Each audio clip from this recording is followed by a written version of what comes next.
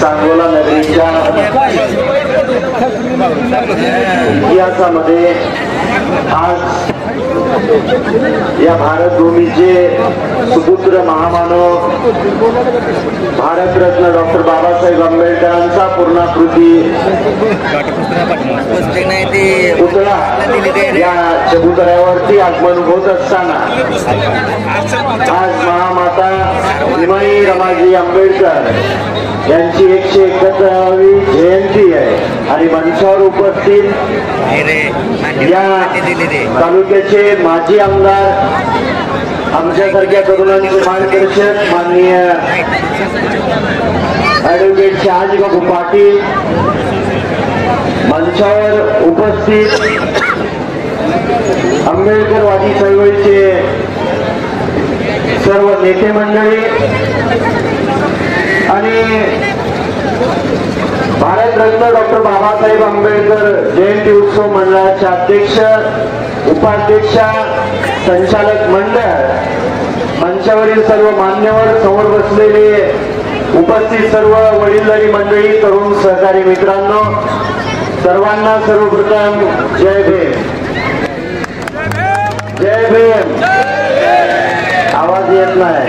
जय भीम. जय भीम. मला वाटतं सकाळपासून त्याला साथ देऊन भारतरत्न डॉक्टर बाबासाहेब आंबेडकरांचा या सांगोला नगरीमध्ये पूर्णाकृती पुतळा व्हावा याच्यासाठी सर्वांनी कष्ट घेतलं. बापूंनी सरकार दरबारी मागणी करून निधी उपलब्ध करून दिला आणि ज्या महामानवाने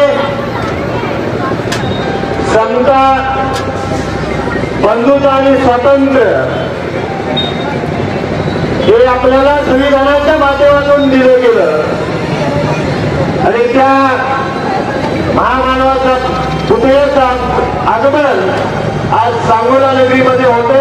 हे तुम्हाला सर्वांसाठी या सांगोला नगरीच्या इतिहासासाठी ही अभिमानाची गोष्ट आहे.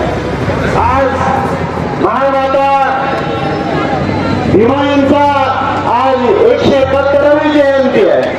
निश्चितपणे तुम्हा सर्वांना त्या जयंतीच्या खूप खूप शुभेच्छा देतो आणि आज या ठिकाणी भानुकीबाईंनी संविधानाची प्रत वाटण्याचा चांगला उपक्रम हाती घेतलेला आहे.